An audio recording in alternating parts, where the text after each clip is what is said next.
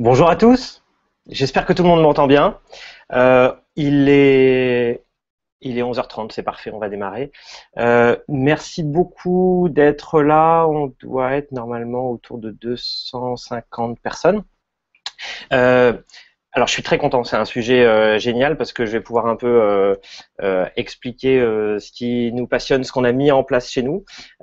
Pour refaire un peu le contexte rapidement, pour ceux qui n'ont pas l'habitude de voir les différentes webconférences que l'on fait, je m'appelle Nicolas Voiré. Je suis le cofondateur d'Ecosystem, qui est une solution de prospection. C'est pas de ça dont on va parler aujourd'hui. Euh, j'ai sorti un livre en 2014 qui s'appelle Les nouvelles machines de guerre commerciale.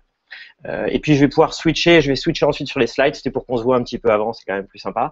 Et c'est un livre, donc Les nouvelles machines de guerre commerciale, qui analysait des entreprises qui ont eu de fortes croissances pour essayer de comprendre quelles étaient les recettes qu'elles avaient pu mettre en place. Et en termes de machines commerciales, et d'essayer de voir effectivement comment chacun de nous, à partir de 2, 3 commerciaux, peut commencer à mettre ça en place. Et l'origine, parce que je sais à peu près pourquoi vous êtes là, mais vous savez pas forcément pourquoi je suis là si je suis pas là pour faire de la promotion de la solution écosystème. Suite à ce bouquin, il y a eu pas mal d'interactions avec des fondateurs d'entreprises, des PDG, des directeurs commerciaux ou marketing, qui se sont dit ok, c'est très bien ce que vous expliquez dans le bouquin, mais concrètement, enfin, il y avait beaucoup de questions assez précises.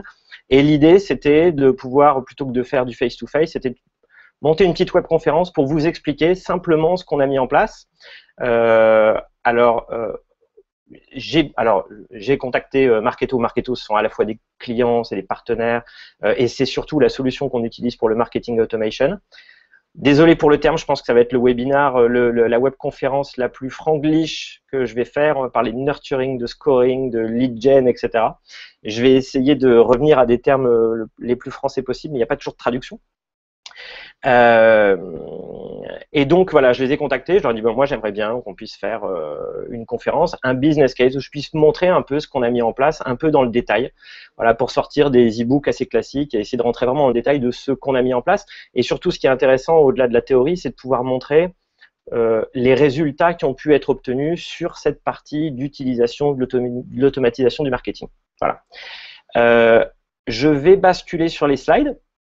Donc, vous pouvez poser des questions au fur et à mesure sur la page où vous voyez la webconférence. J'y répondrai à la fin si on n'a pas trop de temps, parce qu'on a vraiment 30 minutes, on va essayer de concentrer tout ça. Si j'ai pas trop de temps, j'y répondrai dans la journée, ne vous inquiétez pas. Voilà. Je vais basculer. Voilà, normalement, nous sommes arrivés sur les slides. Ok. Donc, pour dérouler, la façon dont on va organiser ces 27 minutes qui nous restent, d'abord, je vais vous expliquer un peu notre métier. C'est important, je ne vends pas de Marketo, donc ne m'appelez pas pour acheter du Marketo, hein, à contacter directement Marketo, enfin en l'occurrence, ou du marketing automation de manière générale. Mais j'ai quand même vous expliquer un tout petit peu ce qu'on fait pour avoir le contexte de pourquoi on a mis en place telle ou telle solution. C'est toujours très lié à notre métier, à nos cibles. Et puis on va voir ensuite l'aspect nurturing de prospects, comment on alimente nos prospects en information et pourquoi on le fait surtout. On va essayer de voir ça aligné avec notre processus de vente, notre processus commercial. Et puis on va ensuite voir deux aspects. Le premier, c'est comment on s'en sert pour tout ce qui est formulaire entrant, appel entrant. Et puis une autre partie, même si tout ça s'appelle de l'entrant, s'appelle de l'inbound, s'appelle de la génération de la demande, et on va voir ensuite tous ceux sur lesquels on va provoquer la prise de contact, qui sont les prospects qui sont mûrs, et on va notamment là parler d'un autre terme qui est le scoring. Voilà, et puis après je vous expliquerai tout simplement pourquoi j'ai choisi Marketo, parce que j'avais vu pas mal de différentes offres. Il y a quand même plusieurs acteurs sur le marché du marketing automation. Donc c'était l'occasion un peu entre nous de pouvoir expliquer un peu la façon enfin comment s'est fait un peu mon choix. Voilà. Donc ce que nous faisons, je vous ai dit, nous ne vendons pas de Marketo. Ce que fait Ecosystem, c'est une solution de prospection, voilà, qui, elle, pour le coup, n'est fait que pour la prospection sortante. Et ce qu'on fait, c'est qu'on analyse des signaux d'achat sur Twitter, dans la presse, dans les interviews, etc., pour identifier des prospects qui sont mûrs et qu'on va pouvoir appeler parce que ce sont des gens qui présentent des signaux d'achat à appeler sur le marché. Et ça, on va pas en parler aujourd'hui. Ce qui était important quand même, c'est de comprendre ce que nous faisons. Voilà. Donc, on utilise Marketo. Alors, nous-mêmes, on a 2 organisations pour la génération des prospects. On a à la fois on utilise notre propre solution pour aller trouver nos prospects sur le marché. Et puis à côté, on a l'organisation, donc celle qu'on va voir aujourd'hui, qui permet de faire rentrer des prospects dans notre cycle de vente. Voilà. Notre cible, aujourd'hui, c'est principalement des PDG, des directeurs commerciaux, des directeurs marketing sur l'Europe de l'Ouest. Voilà, la plupart de nos clients, maintenant la majorité sont pas en France. Et donc on a besoin de faire, mais là on va essayer de parler surtout du périmètre France.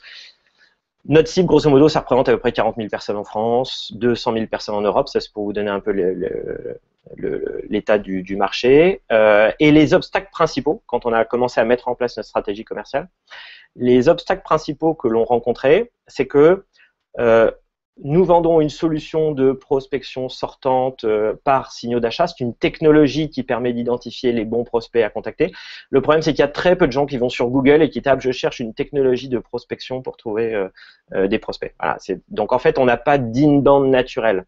On aurait fait des choix probablement différents si on avait si on avait répondu à une demande qui était très très forte et qui était déjà exprimée, où les gens allaient sur les moteurs de recherche pour rechercher telle ou telle solution. Donc ça, c'est le premier obstacle. Le deuxième obstacle, c'est que nos interlocuteurs, des PDG, des directeurs commerciaux, des directeurs marketing, ont très très peu de disponibilité. Donc de toute façon, aller prendre des listings, appeler dans le dur, c'était inconcevable. Donc c'est très difficile d'arriver à attirer leur intérêt. Ils sont très sollicités. Voilà. Et le troisième point, c'est que mais il n'y a pas d'inbound naturel, donc il n'y a pas de gens qui recherchent sur Google, et donc il y a aussi un besoin d'évangélisation. C'est une technologie de rupture, en tout cas sur la problématique de la prospection, ce que l'on vend, et donc c'était nécessaire de pouvoir évangéliser, aider nos prospects à identifier leurs points de douleur pour pouvoir ensuite rentrer dans le cycle de vente. Face à ces 3 obstacles, on s'est posé et on s'est dit quelle est la solution. La solution pour nous, c'est une stratégie de contenu. Voilà, c'est de pouvoir utiliser du contenu pour faire naître le point de douleur, pour créer de l'affect à la marque, et puis de nurturing. Et on va voir un peu ce que c'est le nurturing. Donc c'est ce qu'on va voir juste après. Ce graphique, je l'utilise souvent, je ne sais pas si c'est affiché chez vous, je l'aime bien. Pourquoi faire du nurturing? 57% du processus d'achat, de plus en plus, est fait avant de parler à un commercial. On est un peu tous comme ça, de plus en plus. On a tout au bout des doigts pour pouvoir rechercher nos solutions et savoir ce qui va nous intéresser, etc. On n'a pas forcément envie de parler à un commercial et on va attendre d'être mûr sur notre besoin pour pouvoir parler à un commercial. Donc ça veut dire que toute cette partie où le prospect ne souhaite pas parler à un commercial, il va falloir l'alimenter en information et pouvoir l'aider à mûrir dans son expression de besoin.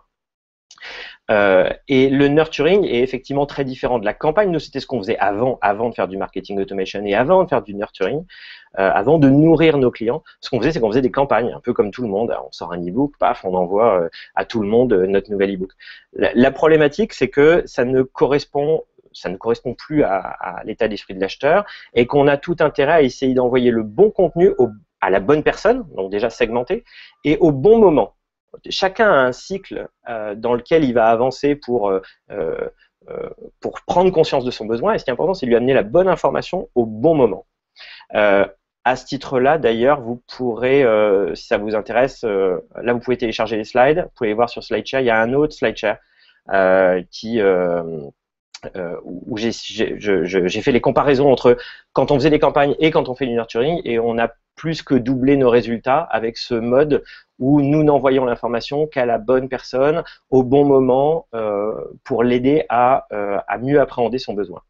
Alors, qu'est-ce que c'est faire du nurturing? Ça veut dire avoir des contenus. Alors, dans la plupart des entreprises, il y a déjà beaucoup de contenus qui ont été créés.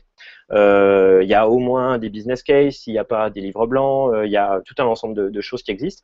Et l'idée, c'est de collecter tous ces contenus. Bon, nous, on les a créés à partir de zéro, mais c'est de collecter tous ces contenus et d'arriver à les orchestrer sur un axe qui est très simple. l'axe des abscisses, c'est la maturité de la cible en fonction de l'évolution de sa maturité. Et l'autre axe, c'est sa progression dans le cycle de vente. Et c'est d'essayer de tous les poser sur une table et dire, OK, mais ça correspond quand même davantage. Si par exemple, je vais parler du Customer Success, je vais parler d'un business case, je vais pas parler de ça la première fois où je parle à un prospect. Voilà, c'est de le faire une fois qu'il est déjà bien avancé dans le cycle de vente et une fois qu'on a une certaine maturité en adéquation avec nos solutions. Voilà. Notre organisation, comment elle fonctionne? C'est assez classique. Franchement, on n'a rien inventé. On a justement, enfin, c'était un peu l'objet du bouquin aussi, c'était de comprendre comment les sociétés qui font des super croissances, comment elles sont organisées, voilà. Et on a juste appliqué les best practices, donc on n'a pas été créatif là-dessus. La façon dont ça fonctionne, moi, je m'occupe chez Ecosystem. Je suis tout en haut du cycle de vente et je fais le demand gen, c'est-à-dire je crée les contenus et je vais diffuser les contenus aux bonnes personnes qui peuvent être intéressantes pour elles. Voilà. Ensuite, à partir du moment où soit il y a un appel entrant, un formulaire entrant, soit ce sont des prospects qu'il faut contacter parce qu'ils ont énormément interagi, mais ils n'ont pas rempli le formulaire. Ça, on va le voir, hein, c'est un des gros soucis qu'on a dans la conversion de nos cycles, des cycles de vente de manière générale, c'est qu'il est de plus en plus anxiogène de cliquer sur un bouton, parce qu'on sait très bien que quand on va remplir un formulaire et cliquer sur un bouton, on va parler à un commercial. Et il y a un côté anxiogène, en fait, de parler à un commercial. Et donc, du coup, cette prise de contact, on va devoir la provoquer. En tout état de cause. Donc, moi, je m'occupe de ça, c'est-à-dire on va voir le nurturing, le scoring, qualifier les prospects, etc. Et je vais pousser ensuite à l'équipe de Sales Development. Donc là, en l'occurrence, c'est Émilie. Je vous l'ai dit tout à l'heure, nous, on a deux organisations. On a vraiment l'organisation sortante, voilà, qui est une autre équipe, et on a l'organisation entrante, inbound, et c'est celle-ci dont on parle aujourd'hui. Et Émilie, au-delà des formulaires entrants qu'elle va pouvoir traiter, elle a aussi toute une liste de prospects, on va le voir ensemble, qui sont les plus intéressés par nos contenus, qui sont dans notre cible et qui sont les plus mûrs et qu'on va pouvoir appeler. Alors, on n'est pas du tout dans le dur, là au contraire, on est vraiment sur de l'inbound. Okay, elle, son métier, une fois que je lui ai passé ces contacts-là, son métier, c'est de faire la prise de contact et de parler, allez, 15-20 minutes avec quelqu'un pour essayer de comprendre quel est son besoin. Elle va qualifier le prospect, elle va essayer de comprendre quels sont ses points de douleur, quel est son contexte, quelle est son organisation, son niveau d'autorité, elle va présenter ou représenter un petit peu la solution ICO. Et son objectif, c'est de pouvoir fixer des rendez-vous avec des commerciaux, mais uniquement sur des prospects qui sont vraiment intéressants dans notre cycle de vente. Voilà. Donc elle fait un gros travail de filtrage, elle parle à 15 personnes par jour et elle essaye d'avoir des conversations les plus intéressantes possibles.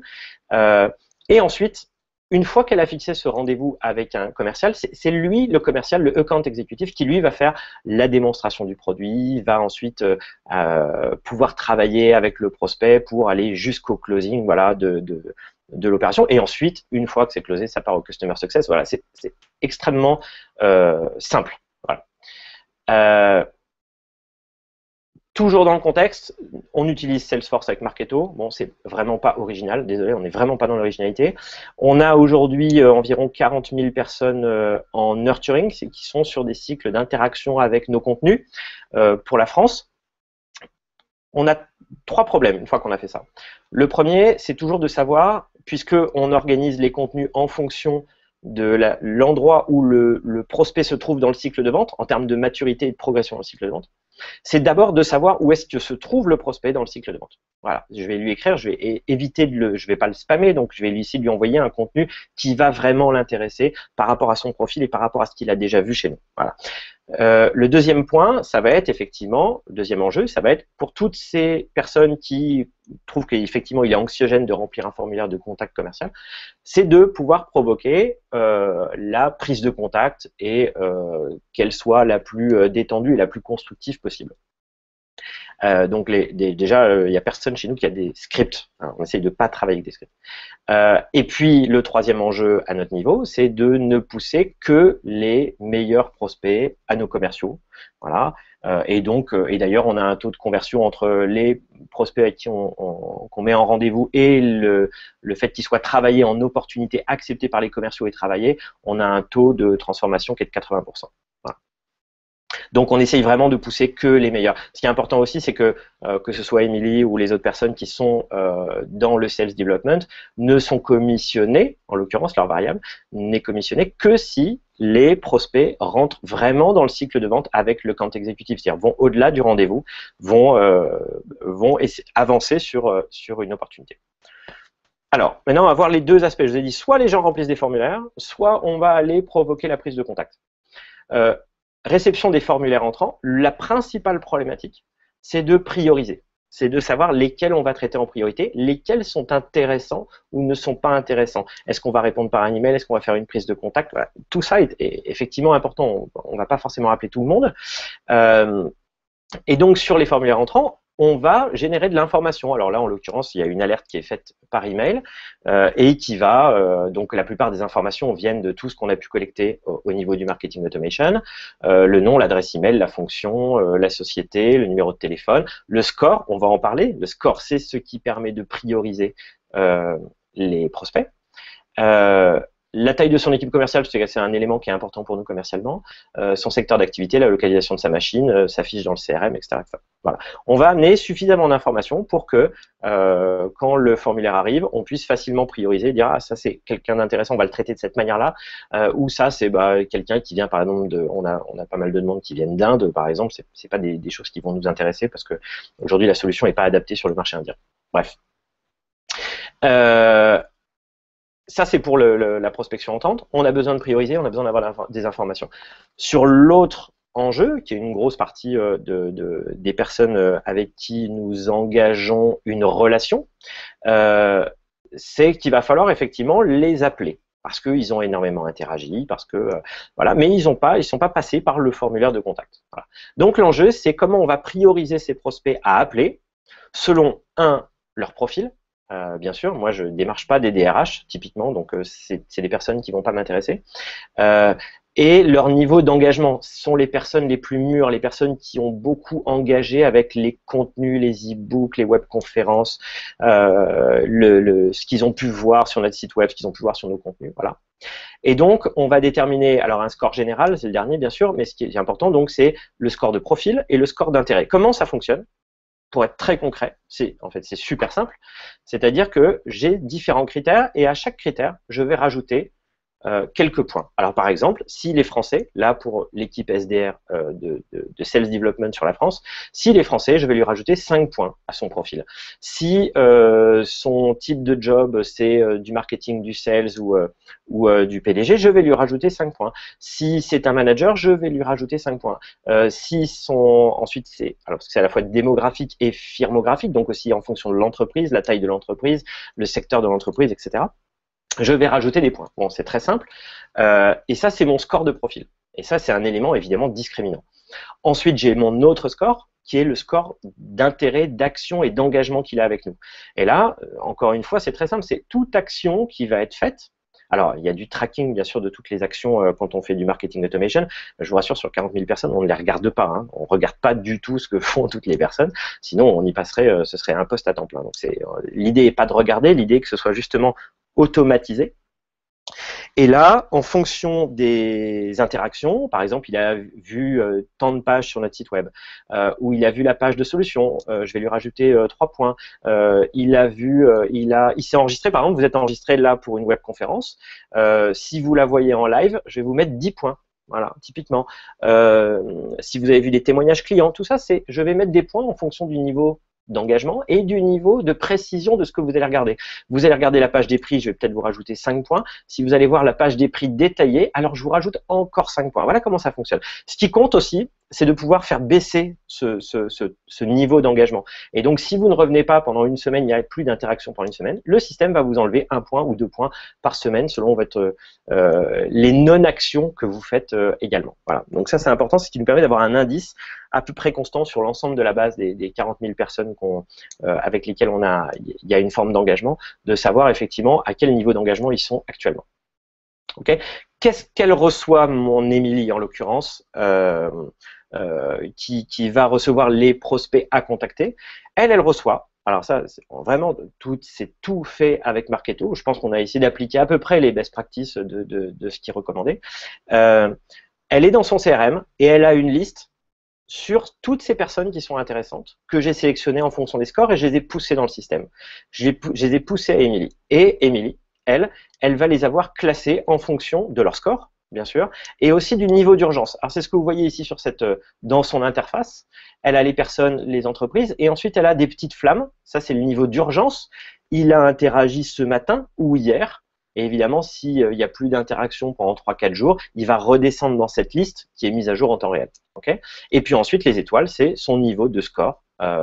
Et ça va lui permettre d'appeler en priorité les personnes qui sont les plus mûres, avec lesquelles elle aura les conversations les plus intéressantes. J'avance un peu. Et pour les commerciaux, voilà. Alors, ce qui est intéressant, on l'a vu d'ailleurs, celui d'avant, c'est que c'est très bien le score, mais il y a un moment où, à la fois au niveau d'Émilie ou à la fois au niveau des account exécutives, c'est très bien de pousser un prospect dans le cycle de vente, mais ce qui compte, c'est toujours, pour la personne qui sera en face chez nous, c'est-à-dire le commercial en l'occurrence, de toujours comprendre quelles sont les interactions importantes qu'il y a eu. Le problème, c'est que voilà, le commercial, il va pas lire un roman de toutes les interactions qui ont été faites, à essayer de comprendre que telle page, c'est telle page, etc. C'est ingérable. Voilà. Donc, ce que l'outil permet de faire, c'est de définir sur certaines actions des interesting moments, des moments intéressants. Par exemple, il a vu la page des prix. Il a vu le business case de tel de nos clients. Ça, c'est un moment intéressant. Et c'est ça que je vais pousser aux commerciaux. Pas tout le tracking de tout ce qu'il a fait. Ça, il n'y a personne qui regarde ça. Ça n'a aucun intérêt. Ce qui est important, alors si on regarde ici, par exemple, ce profil-là, ça, c'est ce que le commercial va avoir, y compris dans le travail de l'opportunité. C'est, voilà, par exemple, ici, si vous arrivez à lire, on est en HD, alors normalement, ça devrait passer, mais il a visité les pages de contact ou pour essayer de faire un test, mais il n'a pas rempli le formulaire. Ensuite, il est allé voir 3 pages de la solution de description. Ensuite, ce prospect a vu 8 pages. Et ensuite, Émilie a eu une vraie conversation avec cette personne. Alors, je dis c'est Émilie, probablement Émilie. SDR as a meaningful phone conversation. Voilà, ça c'est important pour le commercial, pour avoir l'historique de toutes les dernières interactions qui ont eu lieu. Et ça permet énormément d'accélérer le cycle de vente et d'être au plus près. On n'a pas besoin de se réexpliquer tout ce qui a été fait. On sait où en est le prospect et on sait quelles sont les prochaines étapes. Donc, c'est vraiment clé. Les commerciaux aujourd'hui, pour une bonne raison, ne traitent quasiment que ceux qui vont avoir les résultats, mais ne traitent que ce qui vient du marketing parce qu'ils ont toute cette information et que c'est beaucoup plus facile de travailler l'opportunité. Et ça maximise le taux de closing, bien sûr. Alors, en résumé, faisons un petit résumé de ce qu'on a vu pendant nos 22 minutes. D'abord, on a vu le nurturing d'une base de prospects, à quoi ça sert et comment on le fait. En tout cas, après, je suis pas allé dans le micro-détail de l'interface, de comment ça marche. Je pense que là, après, c'est plus tellement de mon ressort. En tout cas, on voit bien. Et nous, on a multiplié par 2 les résultats en faisant du nurturing plutôt que de faire des campagnes. Ensuite, il y a l'aspect compréhension du comportement du prospect. Ensuite, on va avoir les formulaires qui sont entrants, comment on va les prioriser avec quel type d'informations. Et puis, toute la masse de prospects qui sont intéressés, qui ont interagi avec nous et qu'on est appelé à contacter, comment on va les prioriser par le score. Et puis ensuite, les prospects sont qualifiés, ils sont mis dans les mains des commerciaux et c'est important que cette qualification, le commercial l'ait toujours. Il y a toujours une traçabilité de ce qui a été fait parce que s'il y a un truc qui est atroce moi en tant qu'acheteur, c'est si je parle à quelqu'un que je dois parler à une deuxième personne qui n'a pas l'information de ce que j'ai fait ou de ce que j'ai dit à la première personne, là c'est atroce. Donc ce qui est important c'est que voilà, même si vous parlez par exemple à Émilie et ensuite à un account exécutif, vous n'avez pas à redire 2 fois la même chose, tout est très clair et très documenté. Voilà. Et puis l'historique de toutes les interactions du prospect, ça c'est vraiment l'interface pour les commerciaux et ils sont complètement dépendants de ça aujourd'hui. Voilà. Alors quel résultat? Je suis sûr que ça va amener plein de questions. Et comme ça fait 24 minutes, on n'aura pas le temps probablement de parler, de répondre aux questions. Donc n'hésitez pas, je vous répondrai à la journée. Là, ce sont les résultats. J'ai essayé de mesurer les résultats pour un SDR, donc pour un Sales Development représentatif, en inbound uniquement, chaque mois. Voilà. Chaque mois, quels sont les stats qu'on obtient? Alors nous, ça fait à peu près 2 ans qu'on est un peu plus de 2 ans qu'on est en marketo, enfin en marketing automation en tout cas.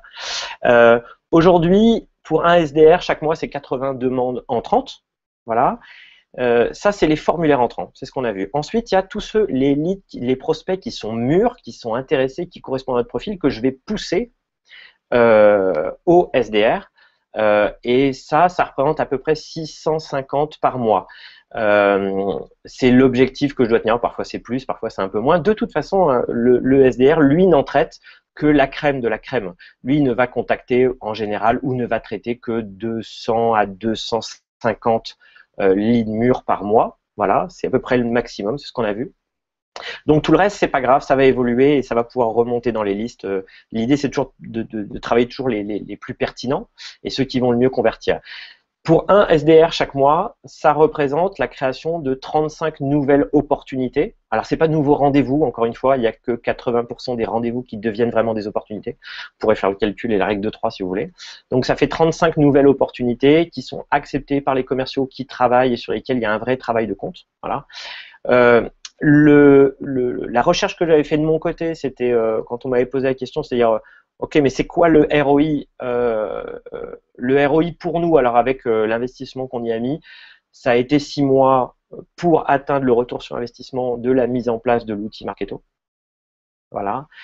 Ce qui est à mon avis le plus intéressant, et c'est pour ça que j'invite tous ceux qui sont intéressés par le sujet à aller plus loin et à explorer, c'est aujourd'hui la quasi-totalité des nouveaux deals qui sont signés par ICO, alors je ne parle pas de l'upsell, cross-sell, des anciens clients, etc.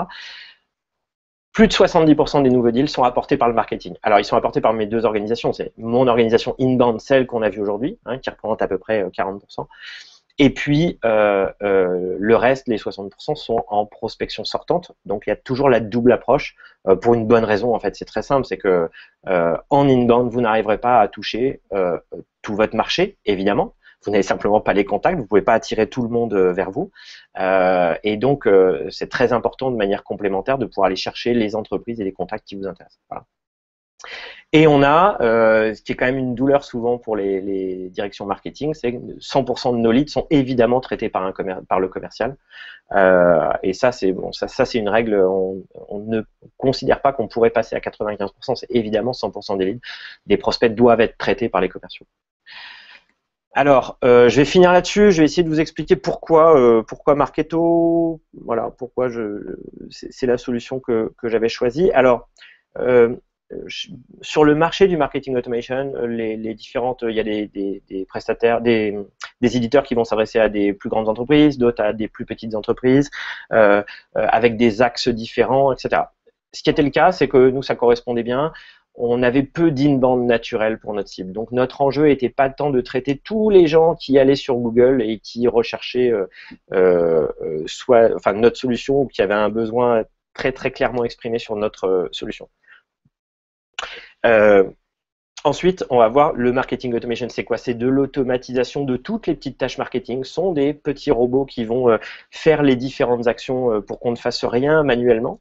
Les workflows, donc c'est le cœur, c'est dire si A ou B et C, alors D. Voilà. Et ce qui est très important, c'est que les workflows soient très simples, logiques, et que ça puisse remplir beaucoup de tâches. Donc les workflows sont simples et puissants, et quand j'avais testé différentes solutions, en tout cas chez Marketo, c'est vraiment quelque chose qui m'avait vraiment séduit, et j'en suis très content. Le scoring est très efficace, c'est très puissant, ça fonctionne. L'intégration est de bout en bout avec le CRM. Encore une fois, l'objectif, on ne fait pas du marketing pour se faire plaisir, mais vraiment pour qu'à la fin, il y ait des deals qui soient signés par les commerciaux. Donc, c'est très important que l'information clé soit bien poussée aux commerciaux et que l'intégration soit vraiment bien faite. Alors, je sais que Marketo, en tout cas, il n'y a pas que Salesforce. Je crois que c'est bien intégré avec Dynamics aussi. Et il y a d'autres CRM avec qui ça s'intègre. Un bon taux de delivery. Ça a l'air tout bête, ça c'est le diable est dans les détails. Un bon taux de delivery, c'est on va quand même envoyer pas mal d'emails, voilà, en interaction avec les gens puisqu'ils veulent pas forcément nous parler. Donc ça va être beaucoup par email. ce qui est important, c'est que vos emails ne tombent pas en spam. Ça a l'air tout bête, mais en fait, quand j'avais testé d'autres solutions, j'étais tombé parfois avec des taux de delivery de 9%. C'est lié à l'infrastructure qui est utilisée par le prestataire, en l'occurrence l'outil de marketing automation. Et ça, c'est le genre de choses qu'il faut essayer de vérifier si vous devez acheter un outil de marketing automation. C'est le taux de delivery, parce que si vous avez 60% de vos emails qui passent en spam parce qu'ils passent sur un serveur qui est considéré comme vérolé sur Internet, hein, c'est une question de crédibilité de serveur, alors vous avez une chute de vos résultats qui sont très importants. Le leader du marché, oui, ok, c'était pas vraiment le critère pour moi en l'occurrence. Voilà. On a fait un peu le tour de la webconférence. Ça fait pile 30 minutes. Bon, c'est parfait. Je repasse en vidéo. Je vous remercie beaucoup d'avoir assisté à cette conférence. N'hésitez pas à me poser des questions, voilà, j'essaierai d'y répondre. Et puis, je voulais vous rappeler aussi, je sais que Marketo là vient à Paris, Marketing Nation, le 7 octobre, voilà, à Paris. Donc allez voir sur leur site, ça peut être sympa, j'y serai, on pourra se voir, etc. Et je vous souhaite une bonne journée. Merci à tous.